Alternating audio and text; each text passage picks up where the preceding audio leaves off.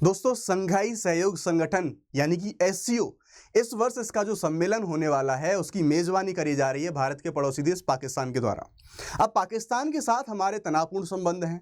बात ये निकल के आ रही थी कि क्या हमें पाकिस्तान में ये जो सम्मेलन हो रहा है क्या इसमें भाग लिया जाना चाहिए, क्योंकि पाकिस्तान के द्वारा भारत के प्रधानमंत्री मोदी जी को इसमें इन्विटेशन भेजा गया था। मोदी जी के लिए इन्विटेशन भेजा गया था कि आप आके इसमें हिस्सा लें।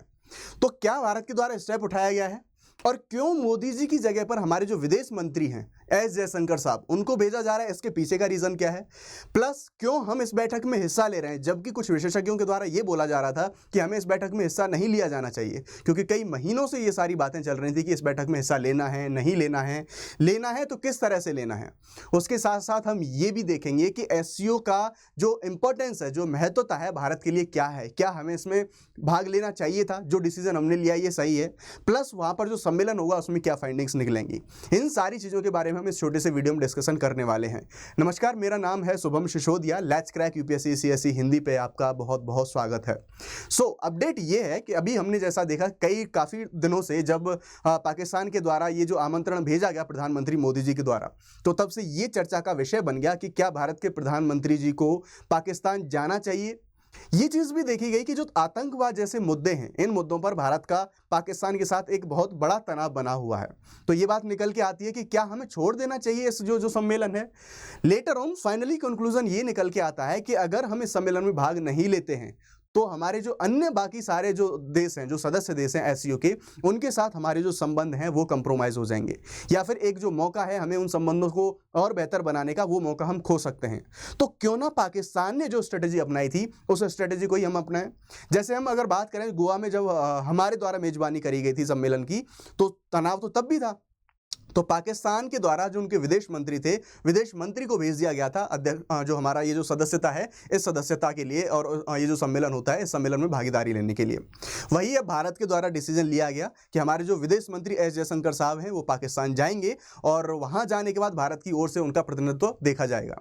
अब हम बात कर लेते हैं एससीओ के बारे में और जितनी भी सारी इसके संबंध में जितनी सारी अपडेट आई हैं उन अपडेटों के बारे में, बिकॉज जो भी हमारे अंतर्राष्ट्रीय स्तर के जो संगठन होते हैं वो हमारे यूपीएससी एग्जाम के लिए बहुत ज़्यादा जरूरी हैं, और स्पेशली जब ब्रिक्स एससीओ जैसे संगठनों की बात आती है तो इनके बारे में हम देख लेते हैं। अभी अपडेट ये है कि 16 और 17 अक्टूबर को ये जो हमारा एससीओ का जो राष्ट्रों के जो प्रमुख हैं, इनका जो सम्मेलन होने वाला है ये पाकिस्तान में होने वाला है, और ये संघाई सहयोग संगठन है, इसकी बैठक के लिए पाकिस्तान का दौरा करा जाएगा। हमारे विदेश मंत्री एस जयशंकर साहब हैं। एससीओ के सरकार के प्रमुखों की जो परिषद होती है उसकी बैठक होने वाली थी। सरकार के प्रमुखों की जो बैठक है, इसलिए जो परिषद होती है इसकी बैठक होने वाली थी, लेकिन भारत की ओर से जो हमारे विदेश मंत्री साहब हैं उनको भेजा जा रहा है। रीजन मैंने आपको बता दिया, जो हमारे तनाव बने हुए हैं आतंकवाद जैसे मुद्दों पर और हमारा सीमा पर जो जैसे तनाव बने हुए हैं उनको लेते हुए, उनको देखते हुए ये जो निर्णय है सरकार के द्वारा लिया गया है। पाकिस्तान ने प्रधानमंत्री मोदी को आमंत्रित करा था, लेकिन तनावपूर्ण संबंधों के कारण जयशंकर बैठक में शामिल होंगे, जैसा मैंने आपको बताया। अगर हम 2023 में बात करें तो एससीओ की जो मेजबानी थी वो भारत के द्वारा करी गई थी, तो ये जो अध्यक्षता है वो भारत के पास थी, और उस समय पाकिस्तान के जो तत्कालीन विदेश मंत्री बिलावल भुट्टो साहब थे, इन्होंने गोवा में विदेश मंत्रियों की जो बैठक थी वो विदेश मंत्रियों की बैठक थी, तो इनके द्वारा जो है हिस्सा यहाँ पर लिया गया था।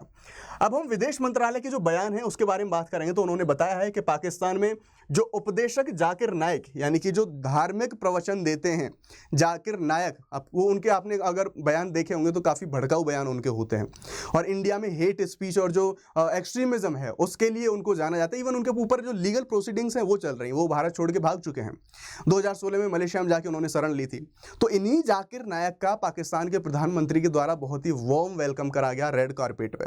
जो हमारा विदेश मंत्रालय है उसके द्वारा इस चीज़ की आलोचना करी गई और ये बोला गया कि जाकिर नायक भारत का अपराधी है, उनके ऊपर हमारे यहाँ पर जो लीगल प्रोसीडिंग है वो चल रही है, और पाकिस्तान के द्वारा उनको इस तरह से वार्म वेलकम करना ये ठीक नहीं है और उन्हें हमें सौंपा जाना चाहिए, ऐसे हमारा जो विदेश मंत्रालय है उसके द्वारा बोला गया। साथ में विदेश मंत्रालय ने यह भी जो स्टेटमेंट दिया कि हमें आश्चर्य नहीं है कि भारतीय न्याय से फरार व्यक्ति को पाकिस्तान में उच्च स्तरीय स्वागत मिला है, ये निराशाजनक है और निंदनीय है, लेकिन ये अप्रत्याशित नहीं है। यानी कि पाकिस्तान ने अगर ऐसा कुछ करा है तो ऐसी बात नहीं, अनएक्सपेक्टेड था, पाकिस्तान ऐसा करता रहता है।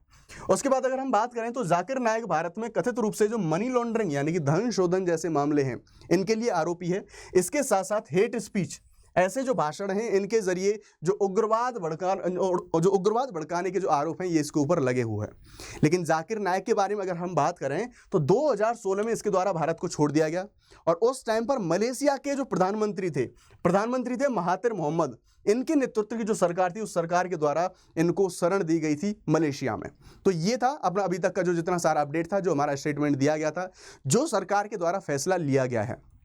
अब हम एससीओ के बारे में बात करें तो हमारे एग्जाम के लिए बहुत ज़रूरी है, जैसे मैंने बताया बहुत ज़रूरी है।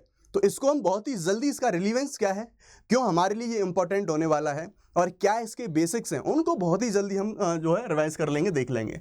देखो, अगर हम संघाई सहयोग संगठन जो एससीओ है इसकी ओरिजिन के बारे में बात करें तो 1996 में इसका जो गठन है वो संघाई 5 के तौर पर होता है। ठीक है, अब ये संघाई 5 में कौन आ जाता है? जब 1996 में हम बात कर रहे थे तो उस टाइम पे ये एससीओ नहीं था, संघाई 5 था। तो ये संघाई 5 में ये 5 कंट्री कौन कौन से थे? तो इसमें शामिल थे चाइना, रूस, कजाकिस्तान, किर्गिस्तान एंड तजाकिस्तान। ये 5 जो कंट्री थे ये संघाई 5 में शामिल थे।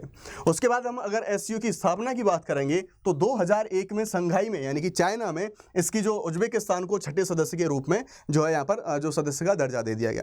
अगर हम लेटर ऑन बात करें तो 2017 का जो टाइम होता है, 2017 में भारत और पाकिस्तान को भी एससीओ की जो सदस्यता है ये प्राप्त हो जाती है। उसके बाद ईरान के बारे में बात करें तो 2023 में जो ईरान था एससीओ में शामिल हो गया। और अगर 10वें सदस्य के बारे में बात करेंगे तो बेलारूस को जो है सदस्यता दे दी गई है एससीओ की। अभी हमें ये चीज़ देखने को मिलती है। इसके सचिवालय की बात करेंगे तो चाइना बीजिंग में इसका सचिवालय है, वो देखने को मिलेगा।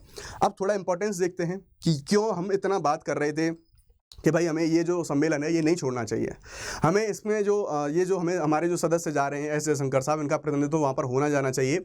यानी कि ये कोशिश थी कि यहाँ पर ये बेसिकली ऐसी बात नहीं कि सिर्फ एक कंट्री पाकिस्तान के लिए, जितने भी सारे सदस्य देश हैं उनके साथ जो हमारे संबंध हैं, या फिर हम बात करें जो एशियाई रीजन में जो इसकी महत्वता है उसको हम कंप्रोमाइज़ कर दें सिर्फ पाकिस्तान के चक्कर में। तो यहाँ पर देखो थोड़ी सी हम जो एससीओ है इसकी रिलीवेंस को, इसकी महत्वता को देख लेते हैं। तो एससीओ पूरे विश्व की आबादी का 40% कंटेन करता है। यानी कि एससीओ के जितने देश हैं वो देश पूरे विश्व की आबादी को 40% योगदान देते हैं।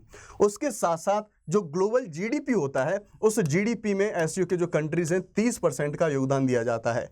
इसके साथ साथ जो यूरेशियाई क्षेत्र है इसका 60% पूरा एरिया एससीओ सदस्य देश हैं वो समाहित करते हैं अपने अंदर। अब हम यहाँ पर देखेंगे तो जो मध्य एशियाई देश हैं इनके साथ सहयोग के अपनी जो परिधि को बढ़ाता है जो एससीओ का जो सम्मेलन में भाग लेना या फिर जो एससीओ संगठन है हमारा। क्योंकि एससीओ में जो सदस्य देश हैं काफ़ी सारे जो कंट्रीज हैं हमें मध्य एशिया से ही देखने को मिल जाते हैं। तो जैसा मैंने आपको बताया कि एक संगठन के माध्यम से हमारे जो द्विपक्षीय संबंध हैं उनको मजबूत करने के लिए हमारा जो एससीओ है ये जरूरी हो जाता है। ठीक है, तो ये जरूरी हो जाता है, इसलिए भारत के लिए इंपॉर्टेंट है। मध्य एशिया के जो देश हैं जिनकी सदस्यता होने की मैंने बात करी आपको, तो ये भारत के लिए कुछ रिसोर्सेज के लिए भी जरूरी है। क्योंकि इन कंट्रीज में जो यूरेनियम है इसका अच्छी मात्रा में जो सोर्सेज हैं वो वहाँ पर देखने को मिलते हैं।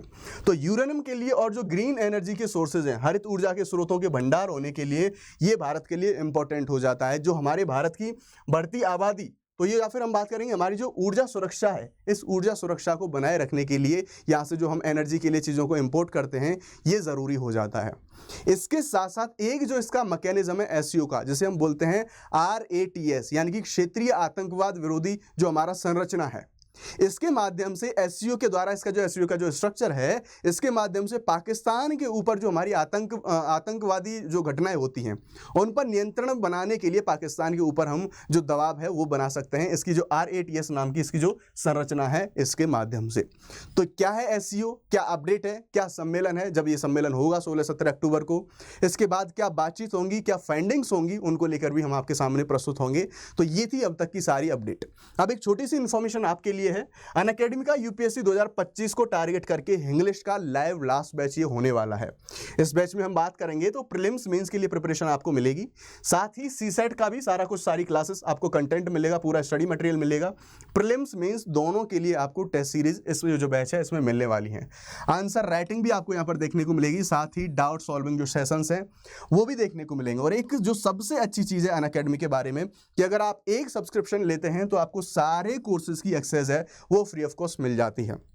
और ये जो बैच है इसमें इंडिया के जो टॉप एडुकेटर्स हैं वो आपको यहाँ पर पढ़ाएंगे, वो आपको देखने को मिल जाते हैं। अगर आप किसी भी प्रकार का कोई भी कोर्स परचेज करते हैं तो आप एक कोड है इसको अप्लाई कर सकते हैं। कोड है SHUBH शुभ 50। अगर आप ये कोड अप्लाई करते हैं तो आपको एक डिसेंट डिस्काउंट आपको देखने को मिल जाएगा। तो ये थी सारी अपडेट SEO के बारे में, क्यों ज़रूरी है, क्या होने वाला है, भारत सरकार के द्वारा क्या फैसला लिया गया है, महत्वता क्या है SEO की भारत के लिए, इन सारी चीज़ों के बारे में हमने डिस्कस करने की कोशिश करी। होपफुली आपको बहुत ही कम समय में जो सार गर्भित सूचना है उसको पाने में सहायता मिली होगी इस सेशन के द्वारा। जो भी अपडेट आएगा वो आपको टाइम से दे दिया जाएगा। एक चीज़ और, अगर आप लोग DNA में नहीं आते हैं, यानी कि जो मैं 9 बजे इसी चैनल पर द हिंदू न्यूज़ एनालिसिस होता है 9 बजे, आप उसमें ज़रूर उपस्थित रहें। उसमें हमारी जो द हिंदू की प्रमुख खबरें होती हैं उनको ईजी और हिंदी लैंग्वेज में हम डिकोड करते हैं, कॉन्सेप्चुअली उसका एनालिसिस करते हैं, क्योंकि वो एग्जाम के लिए बहुत ज़्यादा आज के टाइम पर रिलीवेंट हो गया है। तो ध्यान रखिए, पढ़ते रहिए। जय हिंद, bye bye, let's crack it.